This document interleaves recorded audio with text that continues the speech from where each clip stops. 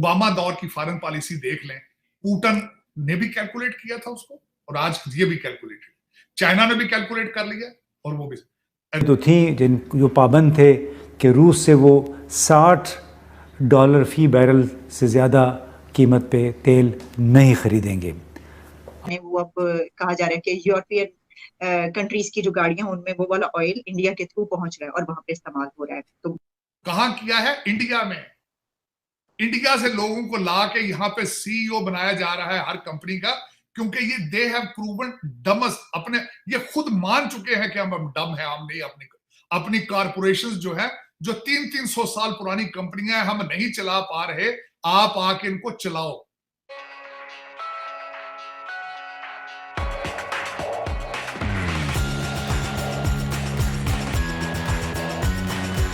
Ukraine में इनका fail हुआ सारा कुछ। अब मैं छोटा सा क्वेश्चन दूंगा, पाकिस्तान को इंपॉर्टेंस इन्होंने क्या देनी है?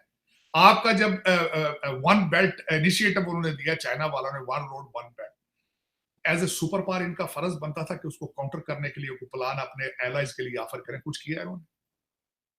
जिस तरीके से आपका सऊदी अरेबिया और आप ईरान का सालसी कर रहे हैं चाइना, आप फलस्तीन की और इजराइल की सालसी कर रहे हैं चाइना, यूक्रेन का सोल्यूशन निकाल रहा है चाइना, ताइवान को घेरे डाल रही है चाइना, इंडिया के साथ अब अगला बार एक रिलेशनशिप ठीक करना वो चाइना, अमेरिका को काउंटर कर रहा है।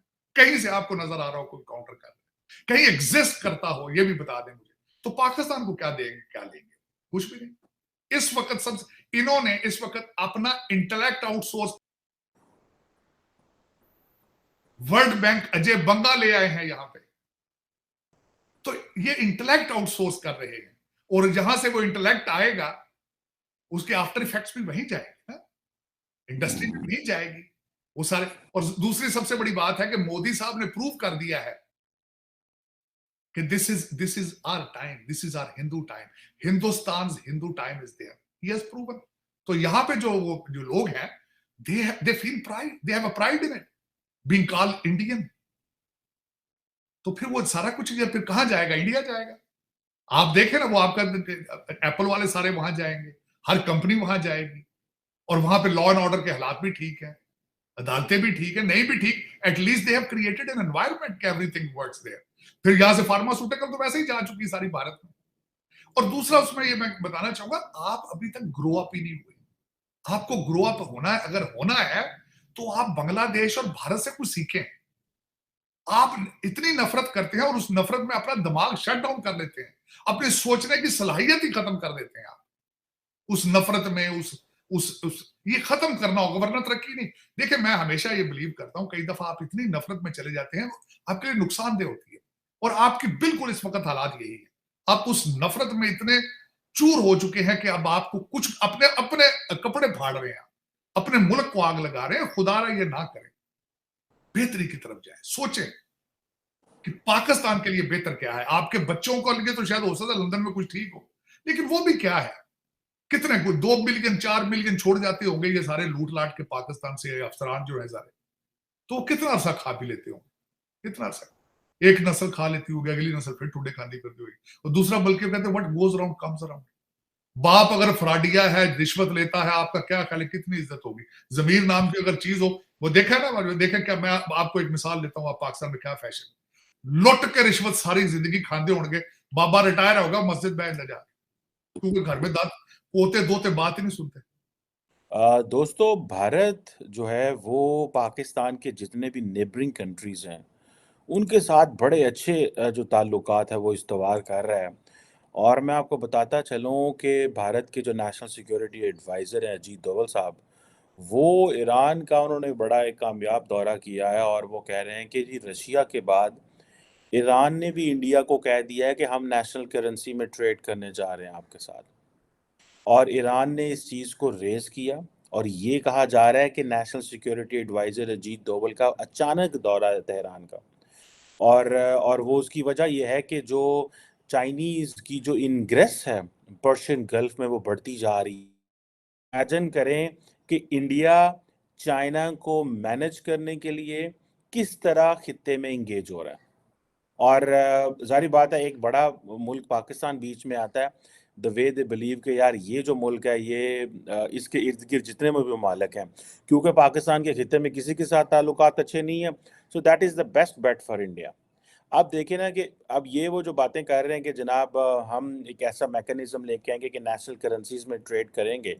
मैं last time I check from somewhere, मैं नहीं किसी से ये उन्होंने कहा जी एक जो यूएस डॉलर है पता नहीं कोई कितने हज़ार ईरानी रुपए बनता है एक US dollar, because devaluation sanctions. लेकिन ईरान हैज स्टूड स्ट्रांग, मजबूत खड़ा रहा है अगेंस्ट ऑल दीज सैंक्शंस। और जारी बात है ईरान जो है वो एनर्जी रिच कंट्री है, स्ट्रेटिजिकली इम्पॉर्टेंट है in terms of in Persian gulf, Chabahar और ये जो बाकी पोर्ट्स के हवाले से। सो चाइना जो है वो पर्शियन गल्फ में इन रोड्स बना रहा है। अब मुझे इस चीज़ की जो समझ है कि चाइना का जो इन्फ्लुएंस पर्टिकुलरली सऊदी अरेबिया और ईरान के हवाले से है, उसमें भी इंडियंस को थोड़ी सी परेशानी हुई है। और अजीत दोवल साहब जो है वो ईरान पहुँचे हैं और उन्होंने कहा है कि हमें इनको इंगेज करना है। सो लेकिन क्योंकि ईरान की कमज़ोरी ये है कि ईरान को स्पेस चाहिए, ईरान को बिजनेस चाहिए, ईरान को तेल चाहिए, ईरान को ये जो कुछ चाहिए, Iran can not do it until and unless कि ये लोकल करेंसी में ना हो। सो जिस तरह रशिया को फ़ायदा है इसी तरह ईरान को फ़ायदा है। सो अमेरिकन कहाँ खड़े होंगे? अब इंडिया, आपको याद बताता हूँ कि इंडिया ने जो है वो अमेरिका के कहने के बाद मई 2019 से ईरान से तेल लेना जो है वो बंद कर दिया था। और डोनाल्ड ट्रंप का बड़ा प्रेशर था उस वक्त, आपको पता है joint comprehensive plan of action जिसे JCPOA कहते हैं, अब वो भी रिवर्स हो गया था। जो P5+ जर्मनी की जो टॉक्स थी ईरान के साथ, और अभी ट्रंप के बड़े अच्छे ताल्लुकात थे। और आपको याद होगा prime minister Modi, I think howdy Modi हो रहा था, और वो ट्रंप साहब इंडिया आते थे तो बड़ी एक उनकी स्ट्रेटजी है ये। लेकिन उस ईरान ने कहा है कि हमारे साथ भी ये करें, क्योंकि उनके ऊपर भी तो पाबंदियां लगी थी ना जिस तरह रशिया, तो वो कह रहे हैं कि हमारे साथ क्यों नहीं। और दूसरा साथ में ये भी बात सामने आई कि जो करेंसी इसकी के जी इंडियन करेंसी में ये होगा, तो उन्होंने कहा है कि ये जो है लोकल करेंसीज में जो तजारत की बात हो रही है उसमें भी हमें शामिल करें। देखें जी, ये तो एक हवाले से इस वक्त टॉक ऑफ द टाउन है। वो जो टाउन है, वो जो इलाका है रूस से लेके तो चीन तक और वहाँ से लेके ईरान तक, ये सारा जो इसमें जो नई डेवलपमेंट्स हुई हैं सारी इस हवाले से, तो इसमें ये खबर तो ऑलरेडी आई है और इस पर बड़ी डिस्कशन हुई है कि इंडिया जो है वो रूसी तेल रीसप्लाई कर रहा है यूरोपियंस को। और अगर आप इस चीज़ को देखें तो ये बाजार तो एक बहुत बड़ी खबर लगती है कुछ लोगों को, लेकिन मेरे नज़दीक इसमें खबर वाली कोई बात नहीं है। इसको अगर आप गहराई से जो ऑयल और गैस की सप्लाई का इस खिते में एक लंबी हिस्ट्री है उसको अगर देखें तो इससे भी 8 किस्म की, यानी मोस्ट जो है वो डील्स इससे होती रही है। खुद ईरान जो है इस पे, चूंकि सबसे ज्यादा पहली दफा जब ईरान पे पाबंदी लगाई थी अमेरिकियों ने ऑयल एक्सपोर्ट की, तो उस वक्त इस खिते में सबसे बड़ा एक्सपोर्टर जो है वो ईरान ही था।